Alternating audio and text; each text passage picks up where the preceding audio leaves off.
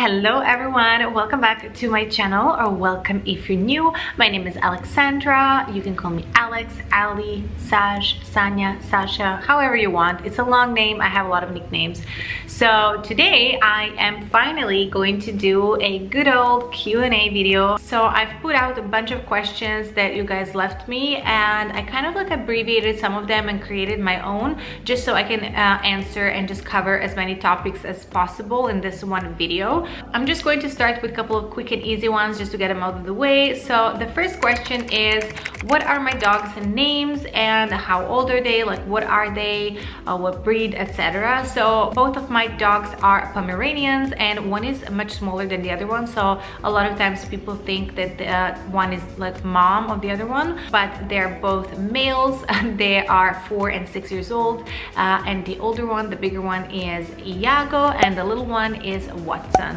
Their names are not really related, and we kind of like didn't even think about it a lot. So yeah, they could have had cooler names. I'm sorry. Then the next question is about my relationship. So what is my relationship status? And my relationship status is married. I am married. Why and how did I move to Italy? So if you guys watched my channel, you would have seen that before Italy I lived in Switzerland, and when I was living in Switzerland I was getting these questions as well. So now when I moved, obviously I get a lot of like questions, how did I move and why did I move to Italy? The answer is very simple, and I'm afraid it's not so exciting. I'm here for my husband's work. So we moved for his work, for his job, and ever since we got together, I got to enjoy this expat life together with him, and we lived in different countries. What is my profession and what do I do? Work experience, education, etc. I went to college or university, how we call it in Europe, and I was working towards getting an engineering, like industrial engineering degree. I was studying operations management. On my last year of studies, on my as an undergrad, I got a job in a multinational company in marketing department, and I was working on direct-to-consumer communication. During that work experience, I realized that I really enjoyed working in marketing. I realized I'm not really seeing myself as an engineer doing like a proper engineer job, and I later on in life changed my major and I got a degree in communications instead. When I left my country and moved away, I decided that I wanted to find something for myself that I could do from wherever I am in the world, and that could kind of accompany my new lifestyle. So together with my sister, I started a fashion business that was focused on young and emerging fashion designers. During that time, we also started our own fashion label, and I got some more education in the fashion industry. Ever since then, I really enjoyed being an entrepreneur, and I have so many learnings and so many things that I could share with you guys. So that's something interesting or something you would like to talk about more, feel free to ask me more questions and we can do like more videos on that topic. But yeah, since I was working in a fashion industry, I developed a lot of interest for the digital media marketing area of the job, and I was kind of in charge for that for a lot of time. So since I had all the equipment and I really loved creating content, and I really fell in love with like video and storytelling through video and all that stuff, so naturally I was very drawn to YouTube. I always admired this as a job, like a potential career. I always thought it was like the coolest thing in the world, so I just really wanted to give it a try and start my own channel, and here I am now. Definitely currently wouldn't call myself a full-time YouTuber, but I am working towards that, and I hope that I will succeed. Then besides running my channel, I also do a little bit of consulting work in the area of digital media marketing. Okay, this one, a lot of people try to guess based on my accent, but I know it's difficult because I know my accent is a little bit like ambiguous. So what is my nationality? In simple terms, I am of mainly Serbian and a little bit of Greek origin. I was born and raised in Belgrade, which was capital of Yugoslavia back then, former Yugoslavia, and now is a capital of Serbia. So yeah, that is my background. Where have I lived and all the places I've been to? If I would now start naming all the places I've been to, like as a tourist, it would take me a long time and doesn't really make any sense. But countries I lived in were Belgrade, Serbia, where I was born. Then I moved to Moscow, Russia. Then from Moscow, I went to Geneva in Switzerland. And from there, I moved to Italy, to Milan, where I am currently.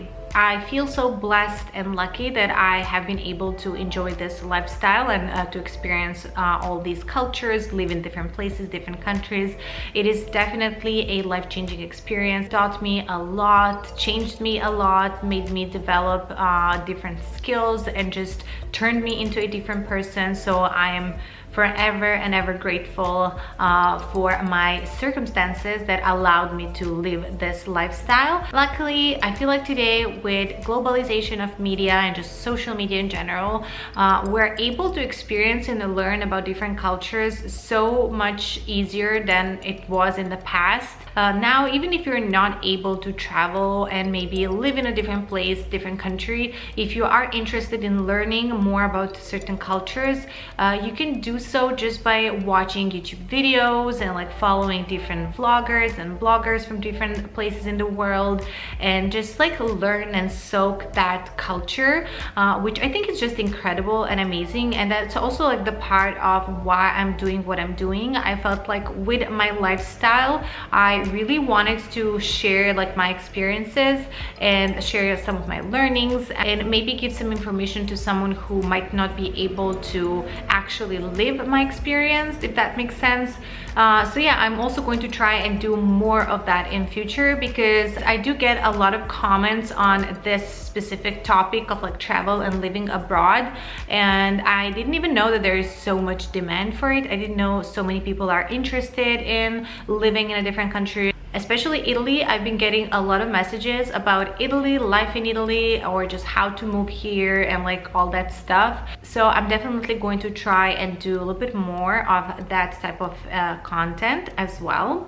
This one I also get quite a lot, and it is, what is my diet? So my current diet is basically omnivorous. I wouldn't have like any other name to name it, but I do have some restrictions that I follow just as my personal preference. So I don't eat red meats, and I try to kind of like track and control my intake of dairy, minimize it as much as possible. Besides that, my habits are very intuitive, so I feel like all of my life I've been intuitively eating, and I've never followed any diets or anything, only for a short period of time when I was going a little bit harder at the gym, when I had some goals that I wanted to achieve at the gym. I was tracking my macros, but that didn't last for a long time. It was very short period of time, and it was purely for me to make sure that I am eating enough, that I am getting all of the macronutrients that I need to, and that just really made me even more mindful of what I'm eating. But I am a foodie, I love eating, so I definitely choose food sometimes purely for the satisfaction and enjoyment purposes. Now, what do I do in terms of exercise, and what is like my favorite type of workouts?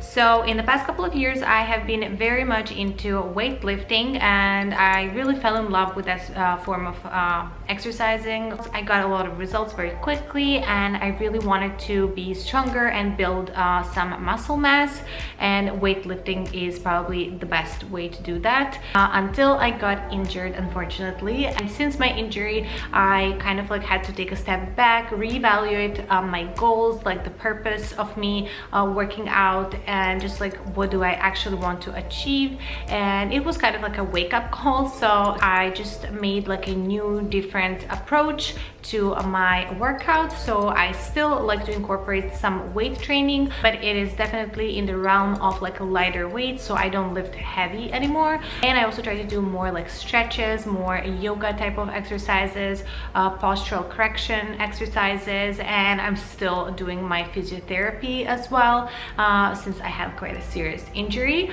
So I guess right now I am less focused on the appearance. I am more focused on like the health and well-being well-being and how I feel in my body. Staying on the topic of health and fitness and wellness, do I take any supplements and or vitamins? Since I don't lift heavy weights anymore, I don't really take any supplements like protein powders or anything like that. Occasionally I take magnesium and potassium supplements, but mostly magnesium, just because it's a mineral that has very important function in our body, but it's also lacking in our foods because from what I know, it's also lacking in the soil that we use for crops and stuff. So it's not bad to incorporate a little bit of magnesium into your diet, like as a supplement. I'm not a doctor, I'm not a nutritionist, so this is very individual. Everyone has different needs. I usually talk to my doctor. I do like my blood work, and I always ask if